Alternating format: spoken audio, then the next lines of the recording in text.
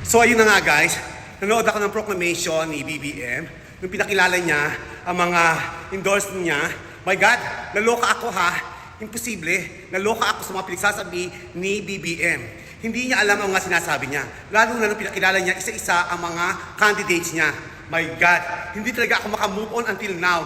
Guys, sinubaybayan ko ang news from senador to congressman at yung pag-impeach. My God, nakita ko, naguguluhan ako kung sino magkakampi. Pero ngayon guys, nakita nyo kung sino ang mga magkakampi ha. Ang masasabi ko lang, lahat talaga ng mga gumahabol ay mga plastic at manloloko. Kaya be careful sa pagboto. Yun lang.